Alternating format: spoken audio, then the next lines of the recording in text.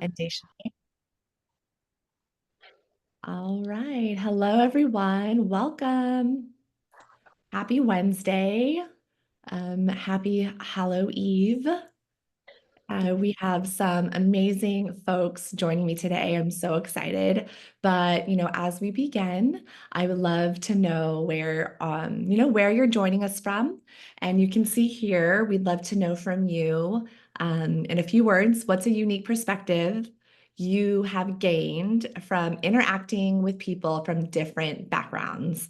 And so I'm going to give us some time as I let some folks in and welcome you all to our We Hear Her Circle, enhancing unity through diversity and work beyond. And so if you're just joining us again, please feel free to jump to put in the chat where you're from and what unique perspective you gained from interacting with people from different backgrounds. I can start, then I would love to hear from our amazing panelists. And so I am actually living and calling in from Washington, D.C., specifically Alexandria. And so as you can imagine, there's a buzz going on here as we're gearing up for a big election. And I think for me, a unique perspective I've gained has really been blown away by how much common history that we have and hearing from our families. I really love hearing about how folks grow up and kind of the norms and things that we learn in the household. And so that's always brought me great perspective and joy hearing how we all were raised. Yeruwelle, what about you? Where are you calling in from? And what are a few words? I am calling in from Denver, Colorado.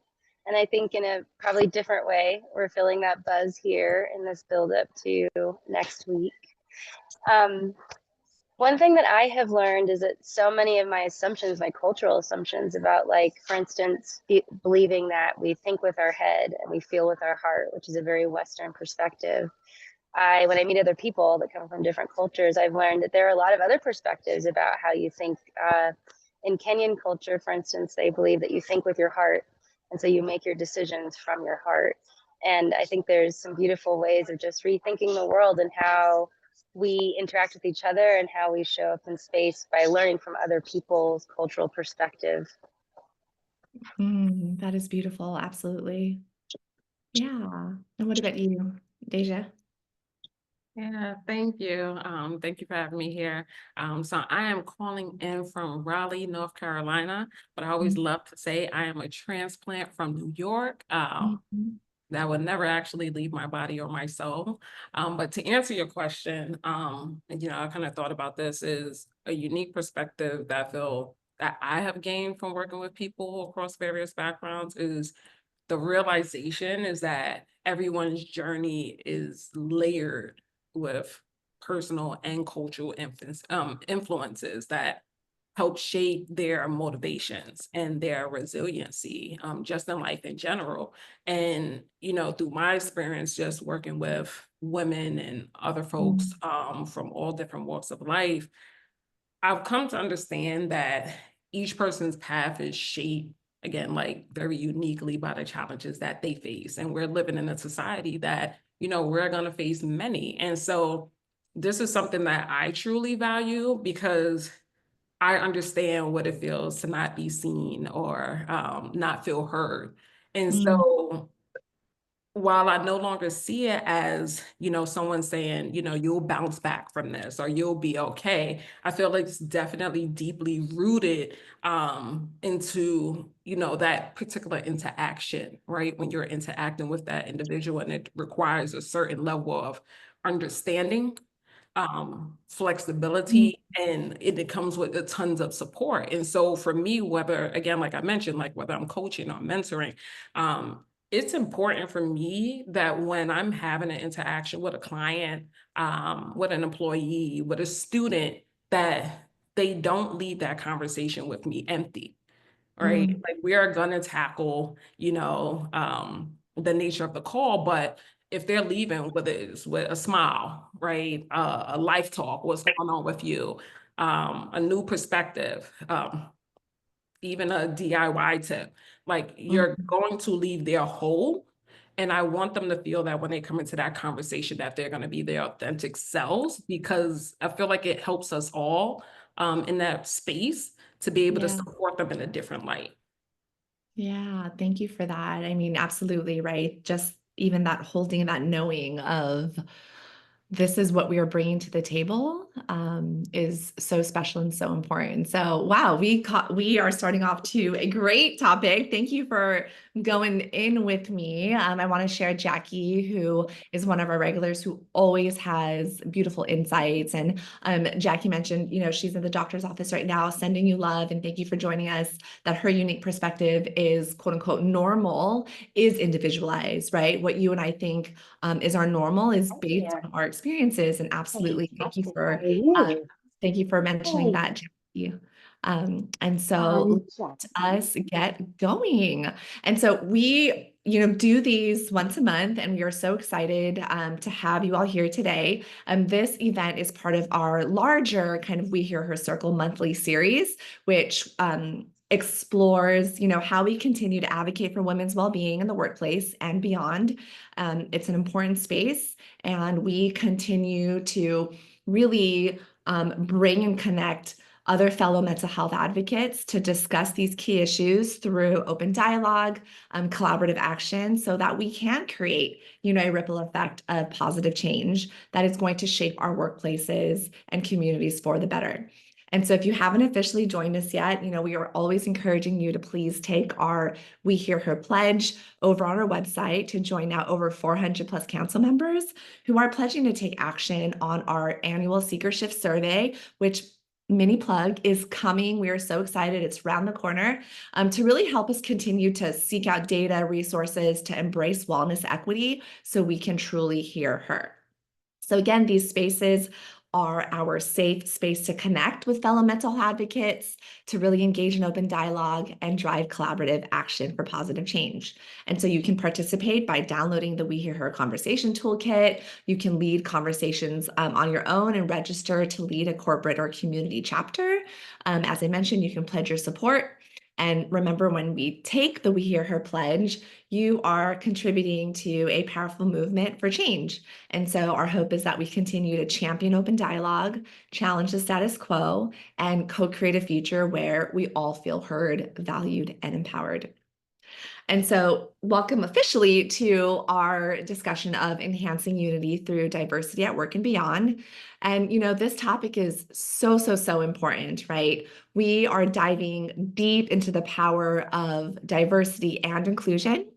And, I always like to say that diversity isn't just about ticking boxes, right? Or meeting quotas, even though that's kind of really much how it starts, right? Our goal is to go beyond that. It's really about recognizing and valuing our unique perspectives and experiences and talents that we all bring to the table.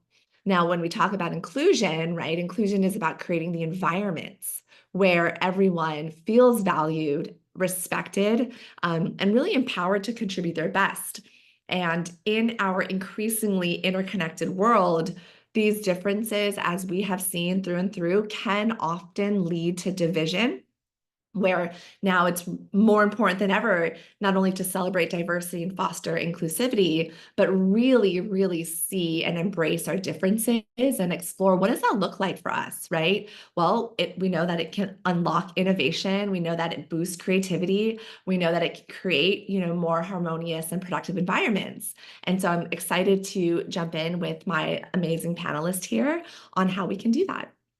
And so again, if you're a seasoned mental health advocate or just starting on your journey, you can expect from this conversation, we're going to be diving into a roundtable discussion with our incredible women who are here inspiring advocacy in their workplaces and communities daily. And the second part, we're going to have an opportunity to interact with each other in a peer advocacy practice, where our goal is to have you leave here feeling inspired with strategies and really the ability to advocate for change both in your personal and professional life. And so we're going to go through this cycle, as you see here, what we call powering through our 3 A's of advocacy. It's a pathway to really empower cultures of care through 3 parts: advocacy, alignment, and awareness. In our Activate Awareness piece, we are embracing and hearing all of our experiences, all of our diverse perspectives to foster safety, trust, and belonging. When we bridge alignment, we are building bridges through open communication channels to address conflict, resolve differences, and promote inclusive environments. And then the last is accountability, really fostering collaborative relationships that are rooted in trust, transparency, and reciprocity to really drive that sustained action. So when we go through this cycle, we can really create a powerful and sustainable force for building a workplace culture where women can thrive and leadership is shared. So I've done a lot of talking. I will finish off by introducing myself and then handing the mic over to my fellow panelists. I'm Kate Hermosura, lead of women's wellness and leadership development here at SeekHer. And I am so thrilled to be here with all of you today and equally excited to introduce our incredible panelist. Yeruwelle de Rouen is founder of Intersectional Innovations, an insightful leader with a diverse background in counseling psychology, philosophy, critical race theory, and restorative organizational development. Deshania Meeks is a seasoned leader in ed tech and workforce development, specializing in designing strategic training programs tailored to the fast-paced world of technology. And so I'm eager to hear more about both of your work and how both of you have navigated your unique journeys. And so please, let's start with Yeruwelle, share more about your background and what drives your passion for creating inclusive and equitable spaces. Thank you for having me. I'm really excited to be here. I so appreciate that this community exists and that the emphasis is on women in work and our mental wellness and whole wellness as a person. And I think, frankly, that drives a lot of my experience in life and which has led me into the work that I do today. I deeply believe that majority of people's work experiences cause trauma and harm in their life. I think that we have a lot of power differentiation to address when it comes to identity, but it also when it comes to thinking about how we're creating moving forward. I'll talk more about that later, but starting to build these future facing legacies that come from diversity and innovation and focusing on the solutions and the problems that we have today. And because of my very unique background, which is that I am Navajo or Dene, I am French Creole, and I am white. I have lived in many different spaces within my own family and in my communities and seen kind of what we started talking about in the beginning of this, which is what diversity brings. What are those connections between people and those bridges? And there are many that start with our individual experiences being so unique.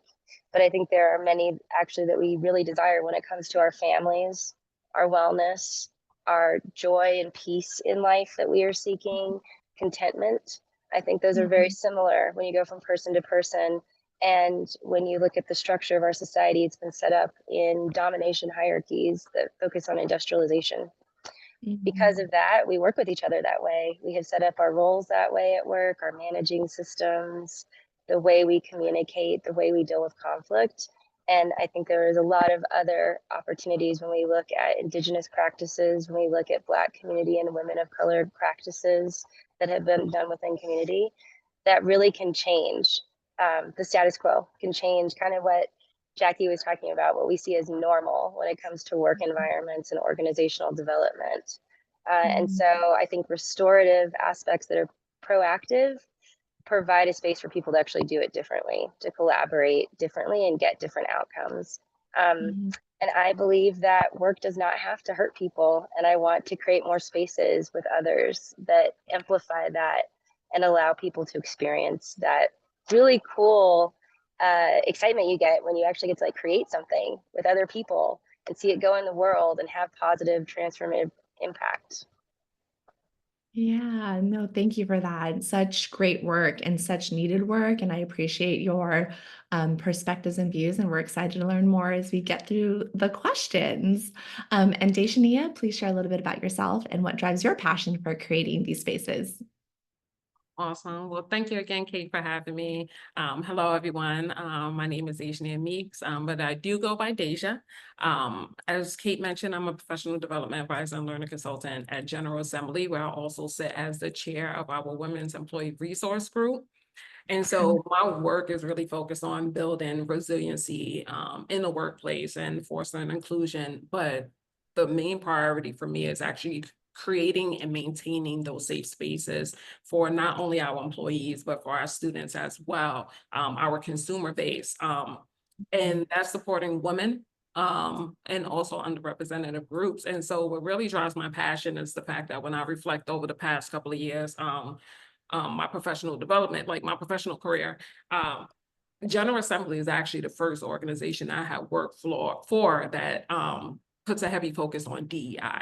And so when I started back in 2022, seeing across the organization, the various amount of ERG groups that we had on the student end and also on employee end, it really encouraged me to put myself in that space because if you haven't heard me earlier say, I knew what it felt to not feel seen or heard before my career was established back in 2017. I feel like we all been in that space where we work short-term contracts or contract work and you weren't being valued or you weren't being, heard with your ideas, right?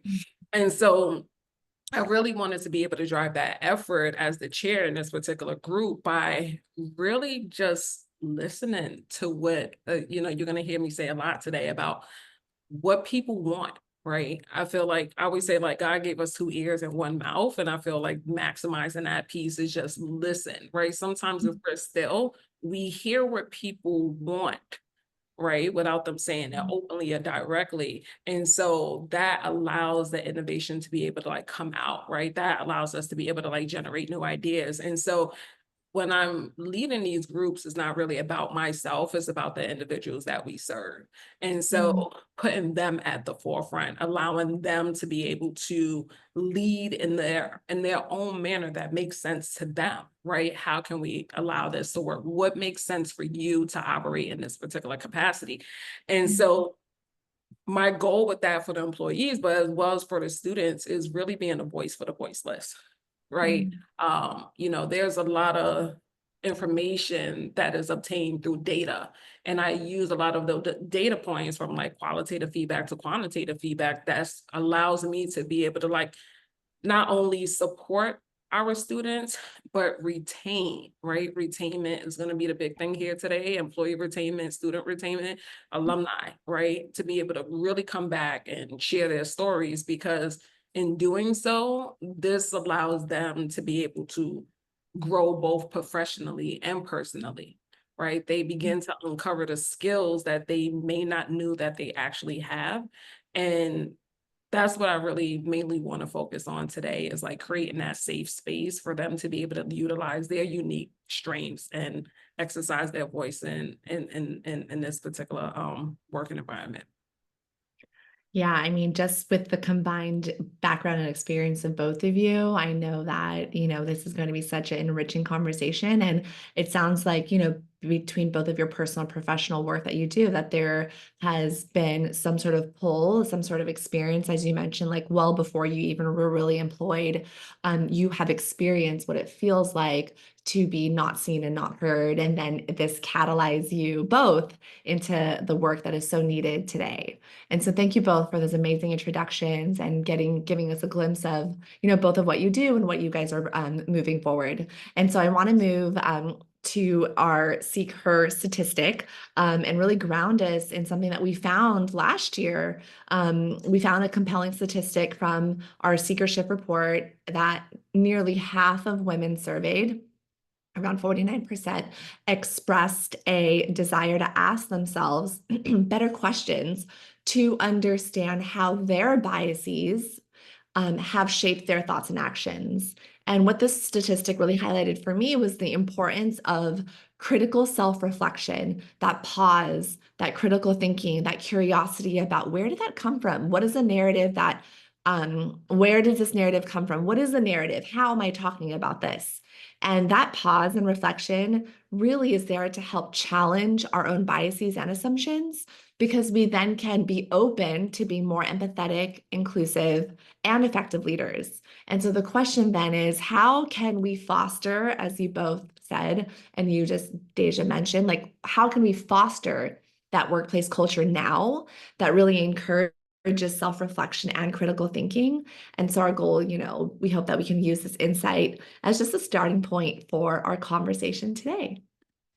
And so as we head into the questions, we're going to jump right in for time. The first question is really centered around activating awareness.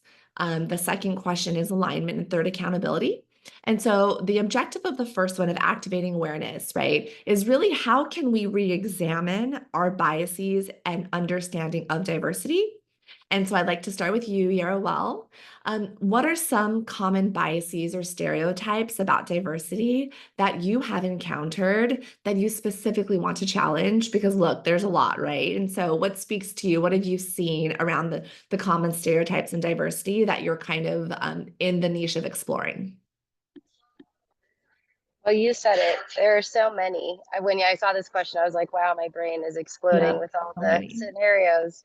But I really appreciate this question because I think it is something to call out, right, where we see these biases. And honestly, where I see majority of the bias, if I'm going to settle on one thing, is focused on performing in dominant culture and continuing the patterns of leadership that we have seen emulated by those that we don't want to be, frankly, that we say we want different culture and then we go act just like them. I believe that that does start absolutely when you think of it from a liberatory or transformative perspective. Every action or new habit that you're starting starts with self-reflection, right? It starts with self-awareness and that view of how am I showing up, reacting? Why am I feeling this way? What am I feeling? And looking at that from that very centered place of if things aren't going right, what am I doing that's making them not go right, right? Am I just trying to correct people and tell them what to do? Where am I working with them? Something that Deja talked about that I think is so important is about data. We live in a data-driven society. This is not new. I love data, but I think the problem we have again with emulating dominant culture practices is that we focus on qualitative data. We don't actually care about the quantitative story and experience of individuals to line up the why things are happening. We often look at data points. And that I think is an example of a leader habit, right? Of how you show up to the world and work with people. Do you believe people? Or do you like to just look at data sets and then make a decision? So I think that what we have to look at is how are we changing leader habits? And that is where I work with people to not only center wellness individually but collectively so that they can change their mind, they can learn, they can change their behaviors. If you're sick, you can't do that, right? But if we start there and then move forward, I think that next thing is connected to that awareness that you talked about of reflection, and then having a process that you all can participate in and practice again and again and again that moves you away from the dominant culture practice that we have all been taught to do. We've been trained to do by other leaders in our schools.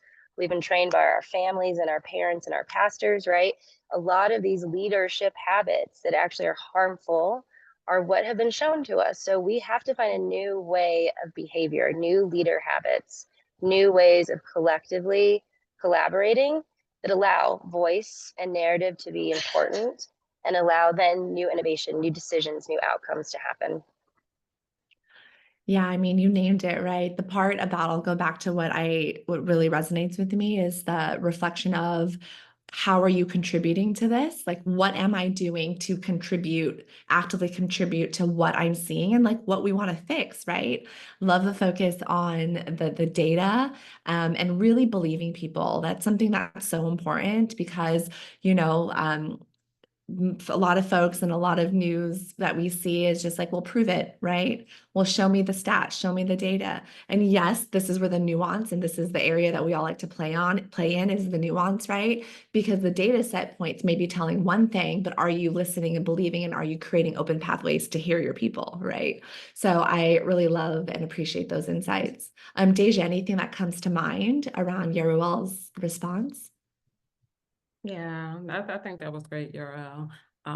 When I think about like one common bias that I have encountered is that diversity equates to a level of conformity within specific groups rather than their own unique contributions.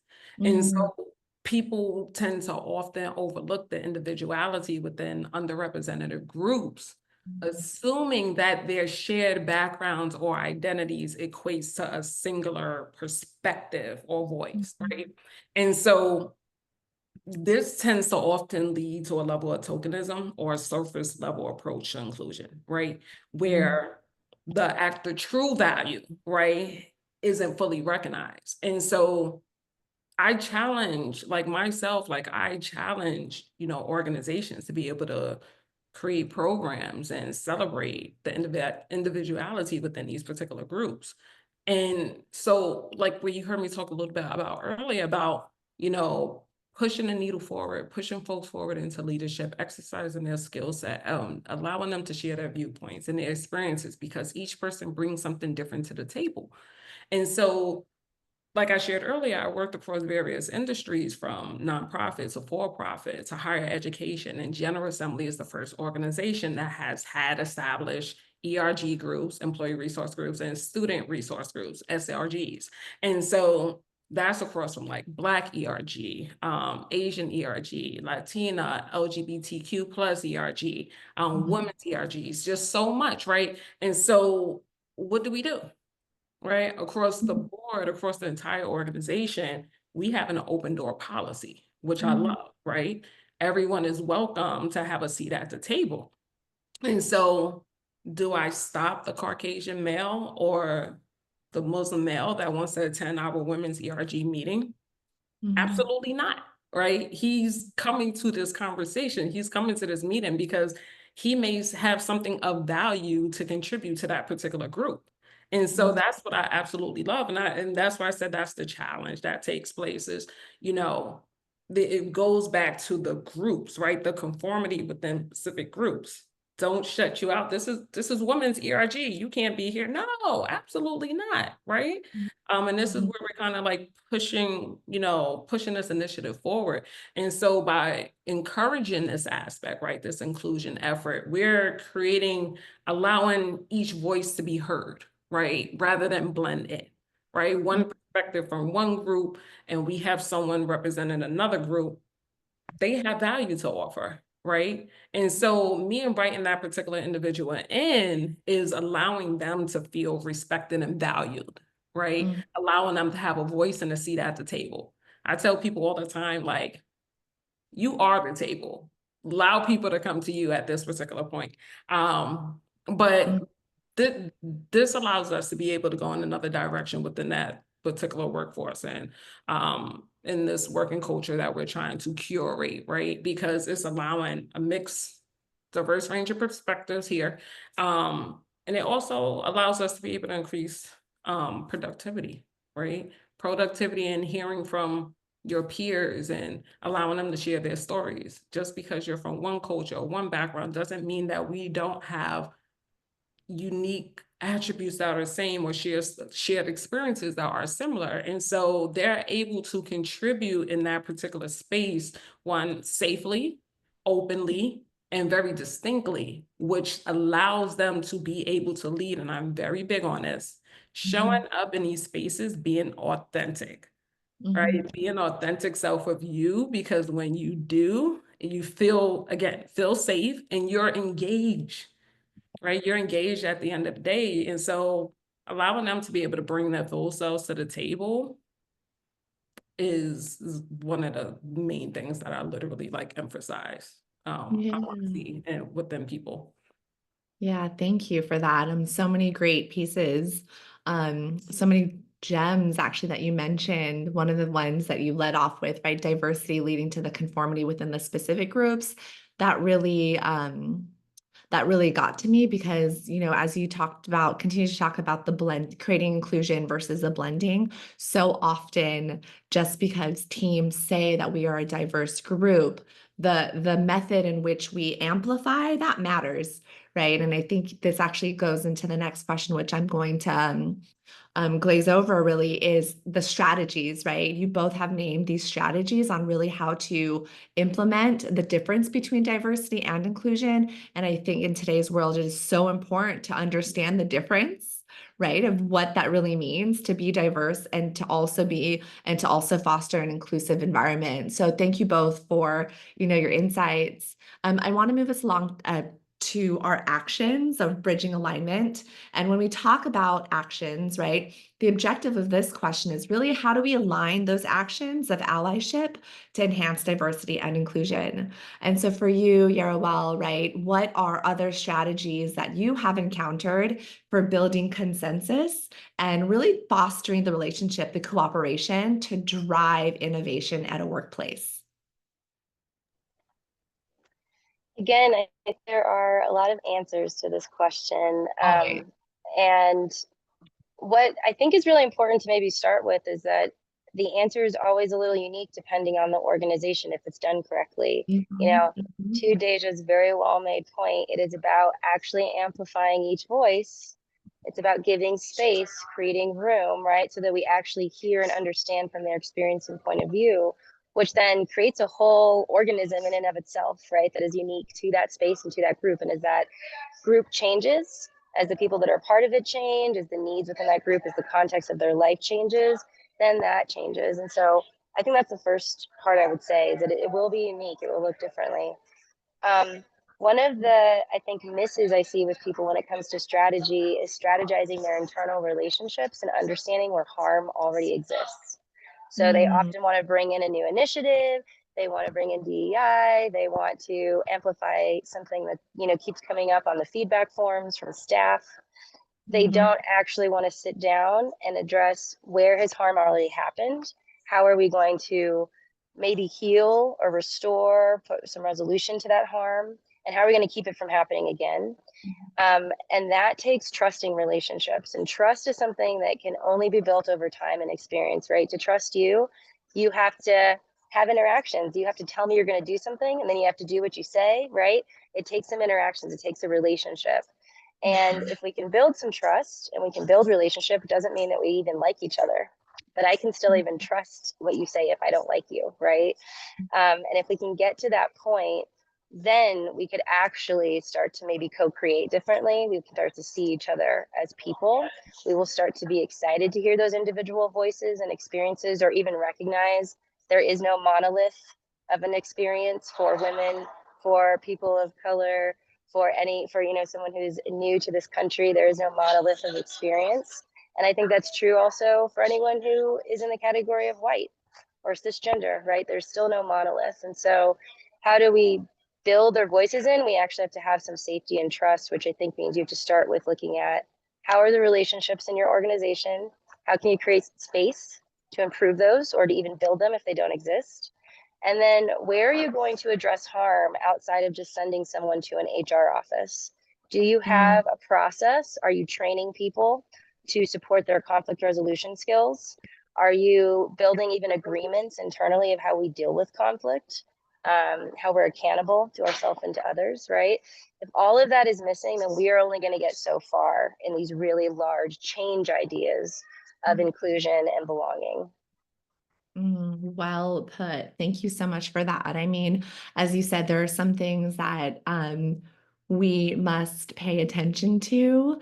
I love that you mentioned that we tend to kind of go to the shiny new thing, new project, because we think that's, you know, we think that that's what's going to solve our problem and our challenge. But at the end of the day, right, is an organization taking a mirror to themselves and really introspectively looking at where already has harm already been played out. And so I think that's a really great framework, as you mentioned, of what we can do to build consensus. And for you, Deja, how can organizations really demonstrate, you know, a really strong commitment to diversity inclusion, but at the highest level of leadership, because we know that matters. Great question again. So I would say, you know, in order for real change to happen, leaders need to truly embody the values that they are promoting, right? I feel like DI became something that was more of just kind of like a name, an initiative, a group, a Slack group that companies wanted to be a part of and just kind of like tack on to like that company branding. And so just talking about diversity and inclusion isn't enough, right? Mhm. It honestly makes a huge difference when the leaders are actively participating in these efforts, right? And Mhm. that can be through DEI training, attending ERG events, or even standing behind like the initiative in visible ways, right? That can be through a newsletter, that could just be internal communications. That could be in, any shape, form, or matter. But, when employees see that leaders are genuinely invested in this work rather than, again, merely just a stamp on the company's branding, it sends a strong message to the DI team, right? Knowing that it's not just a checkbox, right? Mhm. This is something that they actually care about. This is something they're actually going to invest money in. This is something that we're going to actually work on at scale. And so when we see those type of examples in leadership, it goes more than just beyond the words, right? We see who's making the actual impact. And so don't just endorse the ERG events. I have seen that a ton as well. So I'm going to be completely honest there. But listen, show up, right? They are leaders who make it a priority, right? To mentor, right? Become a sponsor of your ERG group or your DEI initiative or your event, to be able to show up for these underrepresented groups, because it's not just internal, it's external as well, right? How is leadership showing up outside of the organization, right? Because you're representing the organization as a whole. And so in order for that to be able to become part of the culture, it shouldn't be a directive, right? And I'm gonna Mm. let that sit there. It shouldn't be just a directive and moving that needle forward. And so leaders truly need to engage in a way that shows, that demonstrates what true leadership is, in order for you to build trust. I'm always going to go back to that today during today's conversation, just let people know. But to build trust, right? I feel like innately we don't realize us as humans that we want to be able to trust, right? We want to be able to show up by the authentic selves. We show up, but do we truly show up 1000% every single day?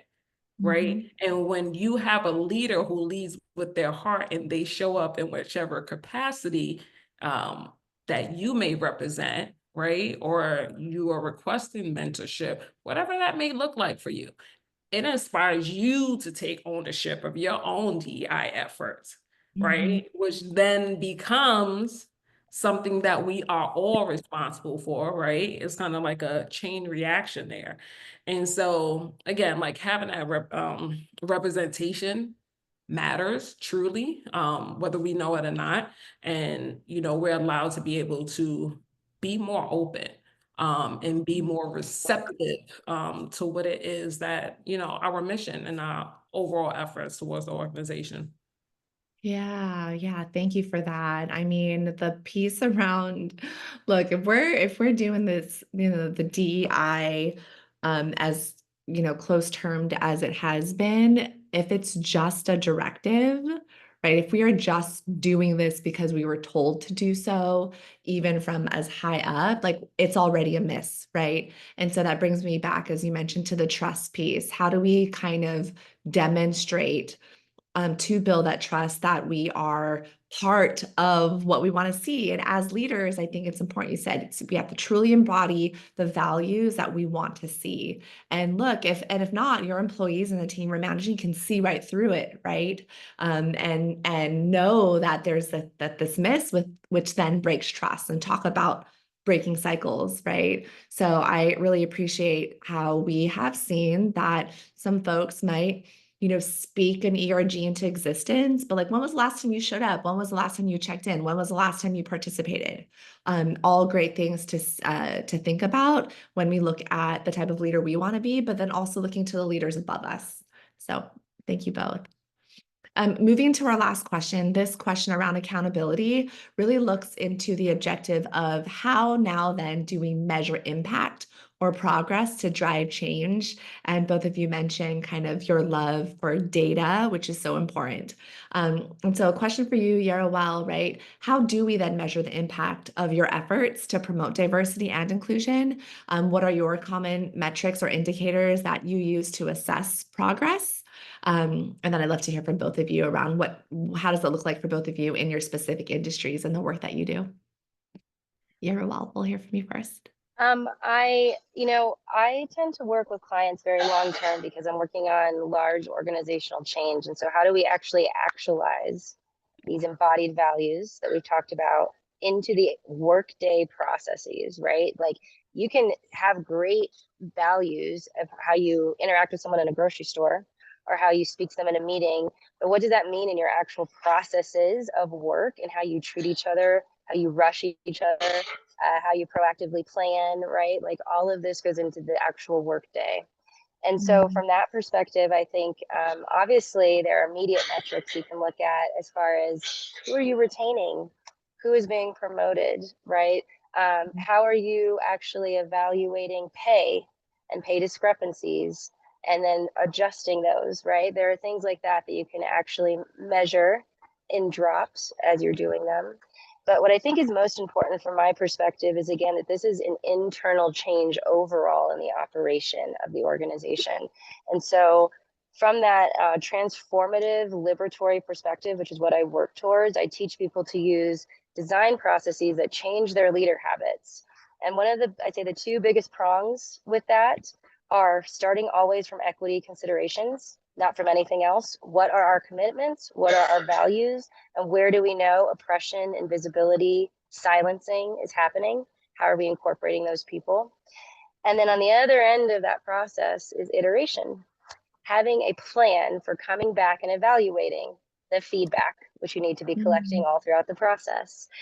Those voices, again, of the people you actually work with telling you if what you did worked or not, what part of it is working, what part of it is not working, and where do we have room to iterate and to make it better and to work specifically, to my point earlier, with the people who are now a part of our group, right? Because we might have grown, we might have changed, we might be serving new communities. So planning for iteration as a data collection process, I think, is how we actually implement the embodiment we talk about of values, right? Where are you creating space to always improve and reflect, to not say that a decision is final or that it's going to stay the way it is for 50 years, right? And that we are always coming back and giving space to take the data we've been collecting, and there's many ways to do that. And I believe that data should be collected continuously and have space to always give people voice. But then where you're going and reflecting collectively on the data, on the outcomes and the impact, and then adjusting them to get closer and closer to that actual impact outcome that you have set out in the first place. That is where I think we actually start to use data qualitatively and quantitatively in a way that lead towards actualized change. Wow, thank you for that. I see the process as you were talking, like that is such to me a visual framework, and which is so helpful. Like we always as folks, when we talk about workplaces, like what works, what should we try next? I think having that perspective of starting, I really loved that clear remark about starting from equity consideration and really where the silence is happening and how we can incorporate, implement, iterate that. So thank you for that framework. Deja, what about you? What are some of your impact measures that you use, measure indicators to really assess your types of programs? Yes, thank you. So what we should ultimately focus on, what we usually use is both qualitative and quantitative indicators to really get the full picture of how we're doing in this particular area. And so the qualitative metrics like employee retention, and diversity for like new hires provides us with the baseline. But what I really like and enjoy is actually seeing like the qualitative data. Like the numbers are great, but I feel like the qualitative data allows us to take a deeper dive into like what actually is going on and what people are saying. And it gives them also opportunity to be able to share their experiences within the organization as a whole. And so for me, so I just want to kind of like give an example, and this is just me being very open on this call today, is Yeah. I'd like to say an overcoming survivor, right? Because we tend to use that word survivor as if it's victim. And so where I'm going with this is I'm an overcoming survivor of 5 recent layoffs within the past 2 years. And so the most recent layoff, when I think back to 2023, impacted our organization where well over 10% of our female workforce was impacted. And so when I discovered this number when it was released a couple of days after coming down from like senior leadership, I found it like very interesting that, a vast amount of high qualified folks, but particularly women, females, were impacted. And so my main focus after that became to maximize the existing talent pool. Right? Because again, I sit as the chair for the Women's ERG. So how can we do that? Right. And I wanted to gather like feedback. Initially, it was just holding these sessions, like open forum sessions, open dialogue about people sharing their experiences, their career satisfaction. Anyone can have a seat at the table. And so I wasn't in a space where I wanted to see this happen again, but I wanted folks to be able to still lead productively, while also understanding that they're navigating a difficult time. And so I paid very close attention to their career progression stories, right? What can we do differently? Who do we need to bring in? Well over 10% of females were impacted, but from which backgrounds? Right. And also monitor, are they finding opportunities for growth within the organization? The people who were impacted, what level they were on? Were they customer facing? Were they senior leadership? Were they pretty much like the middlemen?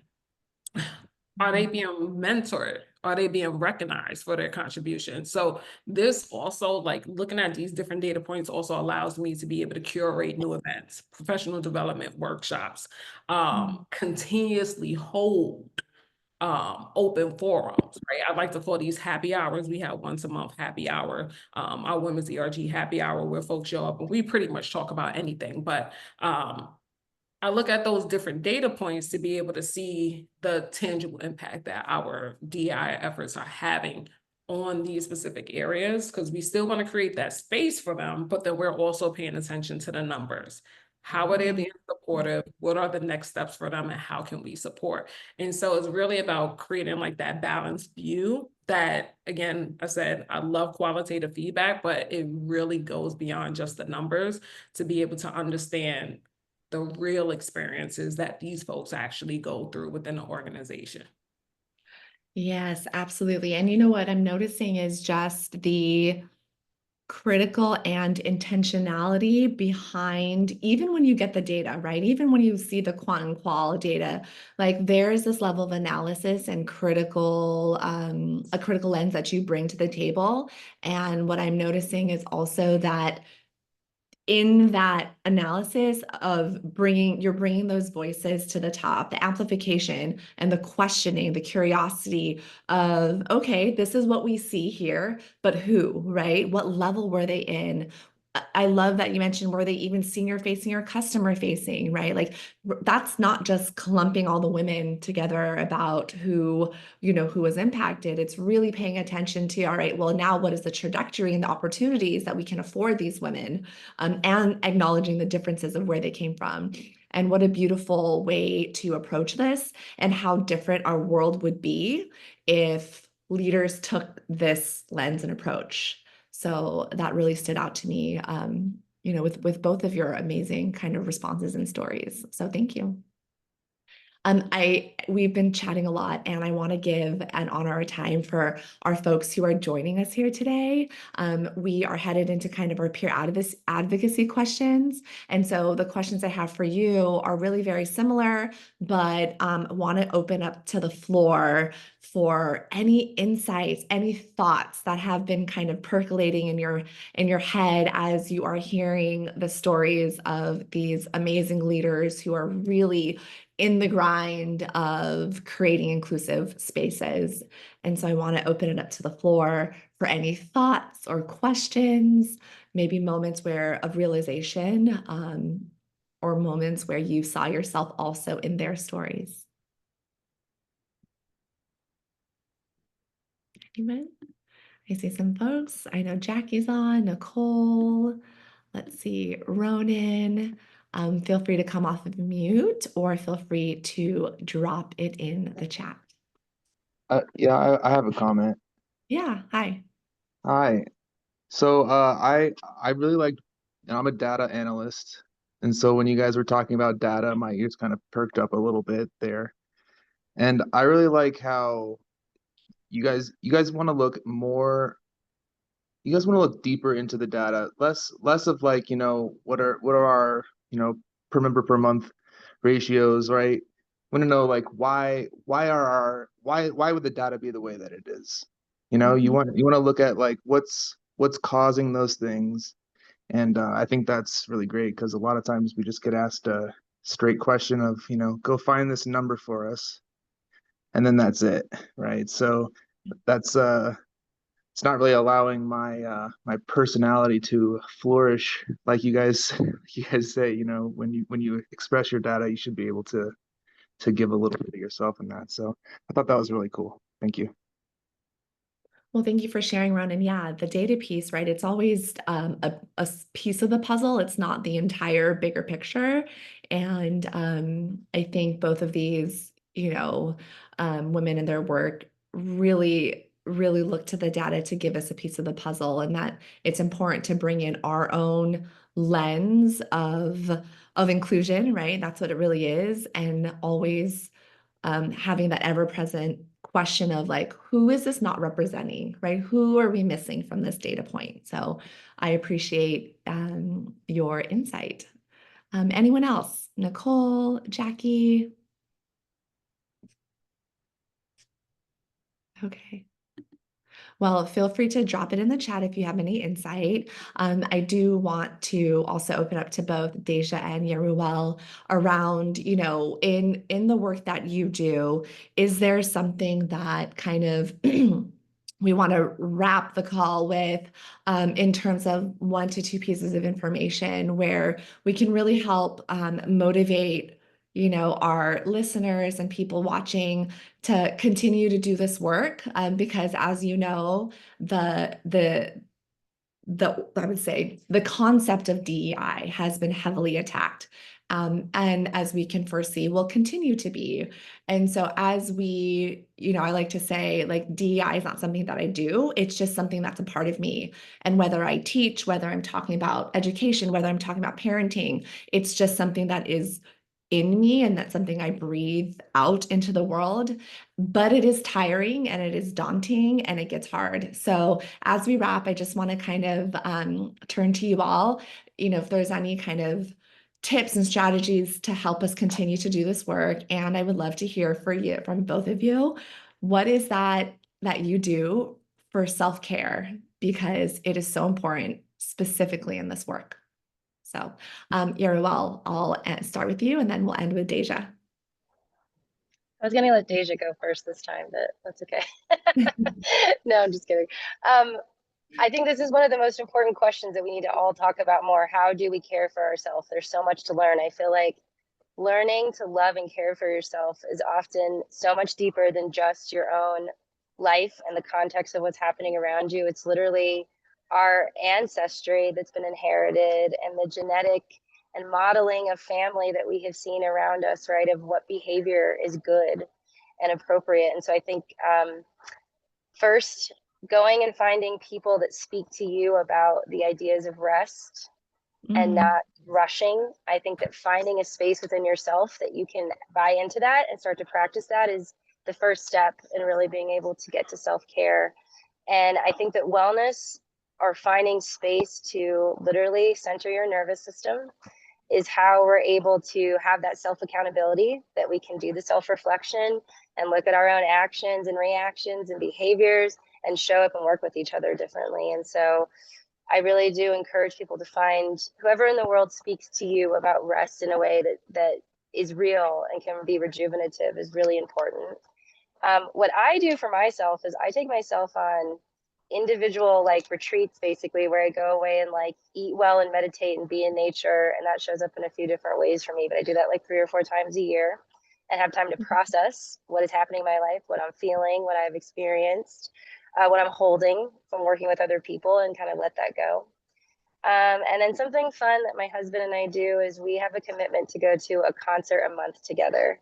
So we both really love music. I get a lot of my positive energy. I feel like it's another way to like release the crappy stuff that you're holding on to or that you're holding from other people. And so, yeah, we always find a way to go dance and enjoy music and like uplift our energy monthly. And so, again, you know, I think also something you talked about is finding that creative space for yourself as well. Where can you relax enough that you can find that energy to be creative or innovative, which is what I think this work is asking of all of us. It's asking us to do change work. That's actually what DEI is. It's actually creating a new vision for the future that includes everyone and resembles their life and their experience. And that is hard work. So it takes space to be able to do that and creating that in your own self. Beautifully said, Yeruwelle, and so obsessed with the idea of going to a concert every month. I love that so much, and I love that for you, and that is so inspiring. So thank you. What about you, Deja? What do you do for rest, and what are kind of your last minute thoughts of, just tips and strategies in this type of work? So I have the guilty pleasure of saying that I fall on and off the bandwagon here. I think we all have that experience. And so most recently I got it back into just really paying attention to what I eat, making sure I absorb like all of my vitamins. So I've been putting attention to that. Each day I aim, and I do hit my goals, 3 miles a day with walking. My dog encourages that. Wow. So more so like of a, paying attention to like health and fitness. So what I will recommend for strategies, and this is a little bit more intentional, is I started to be more intentional about protecting my peace. Those who do not serve me well, or possibly ill intent, or do not hold value in the space or the new era that I'm walking into or that I'm in. I don't have time for that. Like it'll be a day or two from now, but not now at this moment, but just really being intentional with my time, cutting people out. If you call my phone, I'm just like, I don't know what that's all about. I'm not answering that phone call. I cannot do it now. I'll wait till after the event, which I so had to do yesterday. But then also changing the type of music you're listening to, right? If you want to be, if you want to become rich, you want to be an entrepreneur, listen to Les Brown, listen to Steve Harvey, listen to all these different folks, right? Change your perspective. Look at your social media. Who are you following, right? What is showing up in your timeline?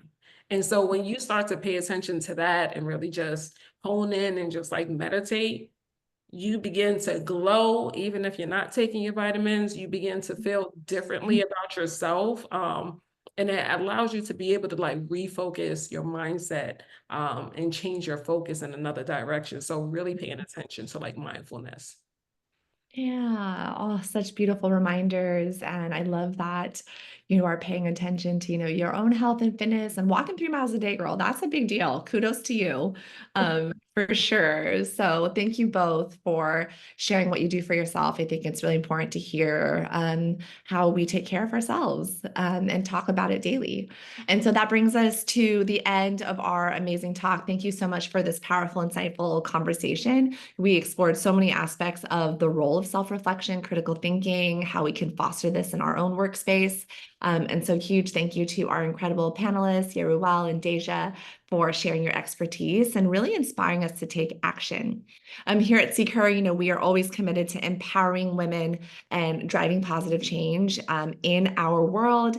We invite you to join our We Hear Her movement and become a driving force for change. And when you join our advocacy council, you will receive the tools and resources to launch your own We Hear Her conversation circle and connect with passionate advocates to create lasting change.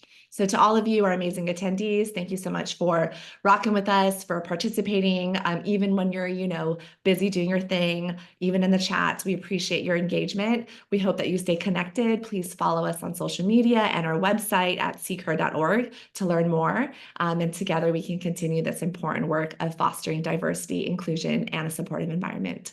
We look forward to seeing you next time, which will be on November 20th, where we will be discussing the power of our imperfect voice. Thank you again and have a wonderful day. Thanks, everyone. Thanks, Yeruwelle. Thanks, Deja. My pleasure. Thank you. Thank you. Bye. Bye-bye.